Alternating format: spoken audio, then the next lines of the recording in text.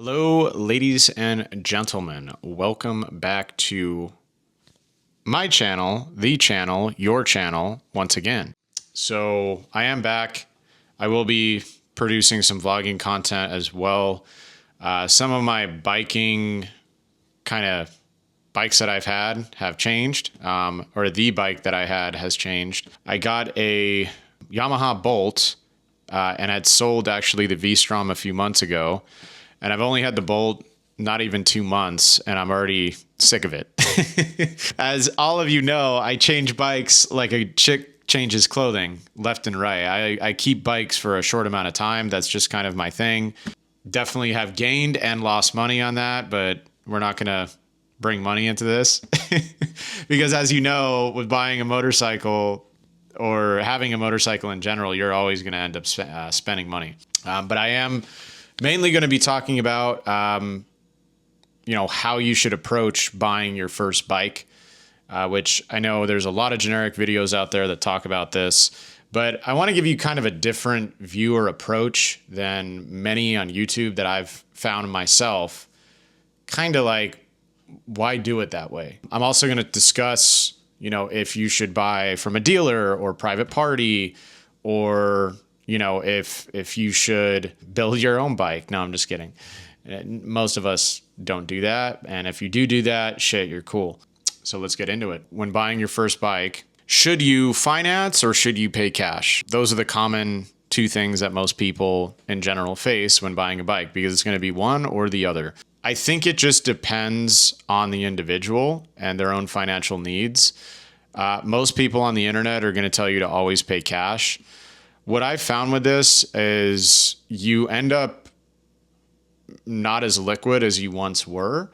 Now, most people think, well, what happens if I lose my job? What happens if I, have a baby? What happens if I do this and that? It's always a what if. And that's why people feel more secure with buying a bike in cash. And there's nothing wrong with that. When you dump all your eggs into one basket and then you end up paying that bike outright in cash, it gives you that confidence that, hey, I don't have a payment. It can never be repoed from me.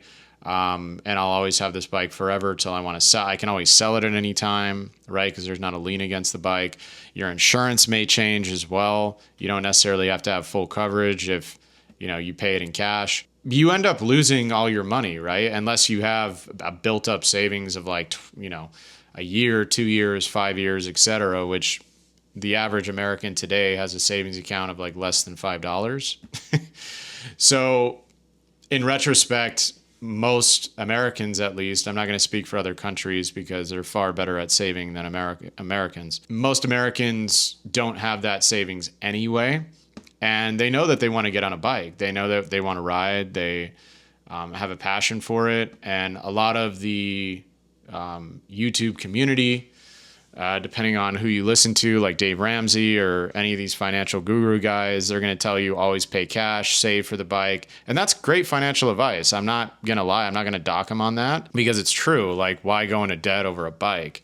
But it also depends. It depends on the individual. It depends on the reason. And I would say the younger that you are, the better it is to actually just finance it rather than buy it in cash, because you're still learning. You may have to also build credit.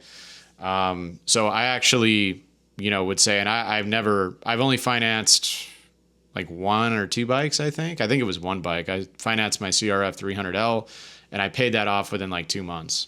Just because I had the savings to do it and I still had some money left over, and that's what I did. That's how I went forth. Financing can be kind of tricky as well, because especially if you're a new rider, there's going to be a lot of dealers that are going to try to slew you into their finance deals. If you can, try to stick to maybe your own credit union. But the thing is, sometimes depending on the loan, and my personal experience with the one bike that I had, you end up paying almost what you would through a private bank, at least in the state that I live in, which is lovely California, right?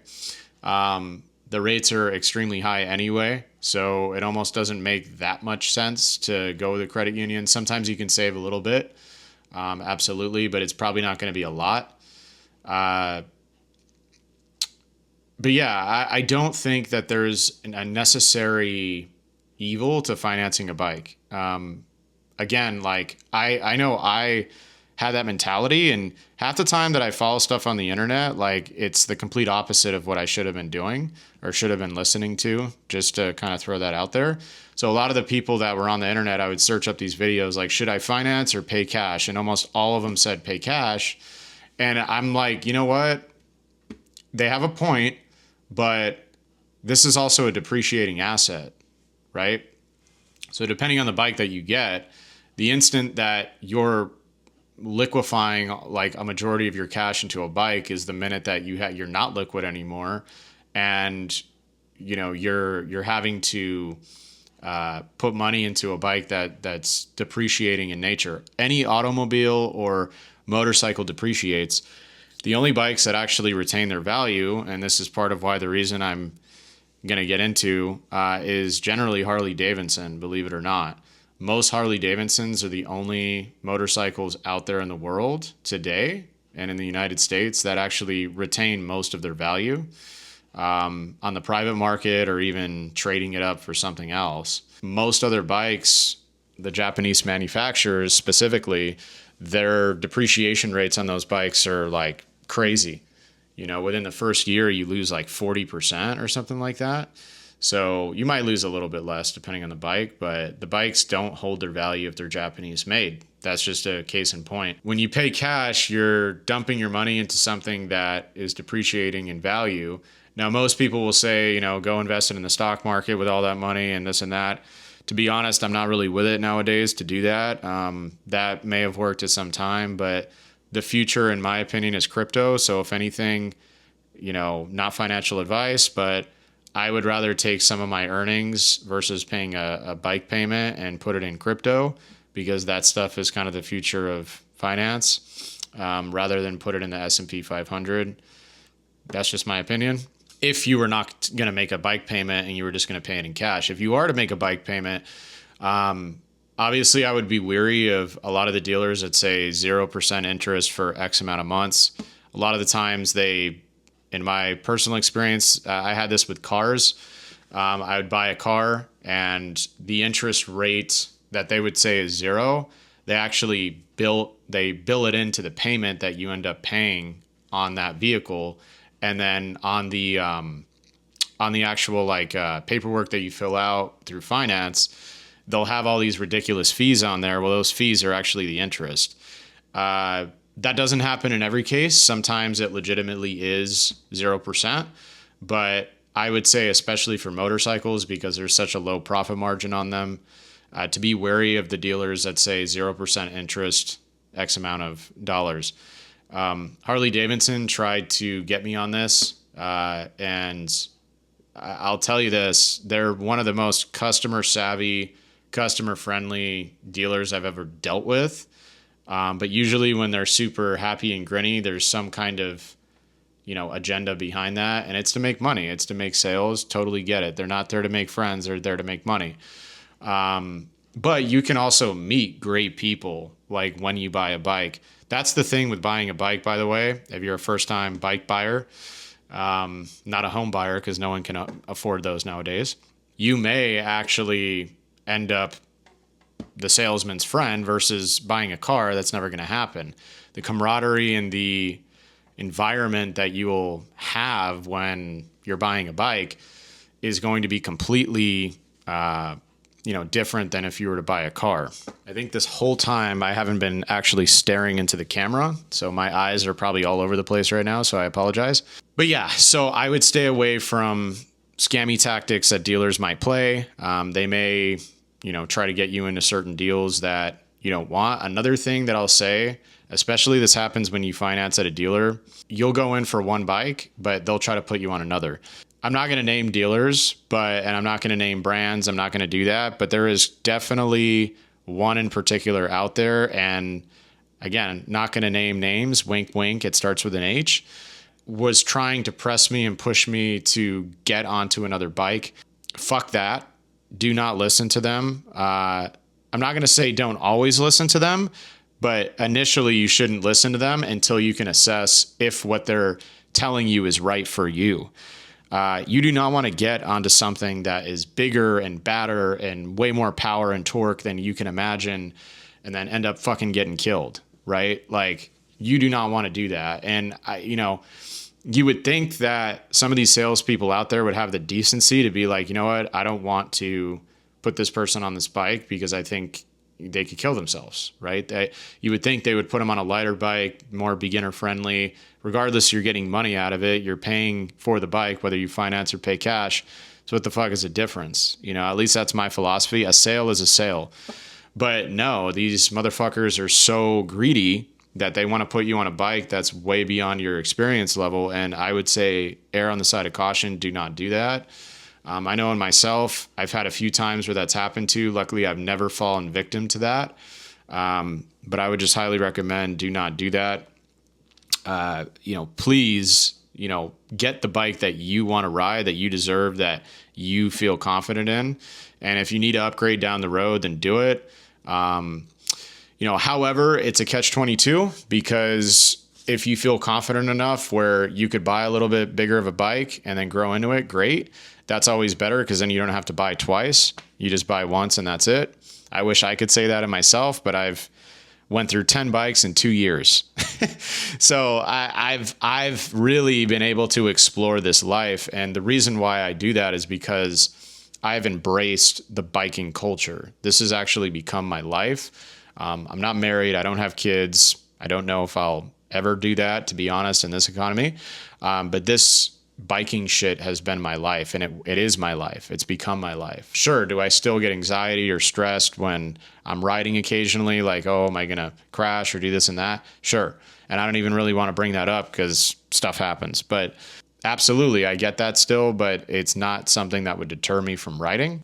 Like a lot of people thought 2 years ago when I started riding, I explained my story in past videos that I started off on dirt bikes and quads as a kid. And then I kind of slowly grew out of that. I got into gas-powered scooters when I was younger. And then there was a time period in my life where I just didn't ride anything at all that was motorized, other than maybe a bike or a skateboard that's not motorized. And my living situations changed. And then once I got out on my own, a little over 2.5 years ago, that's when I started getting into biking again, and riding, and have not looked back. And I'm only 30 years old. I started when I was 28. And I intend on doing this shit forever until I'm dead or until the bike kills me, literally, which hopefully it never happens.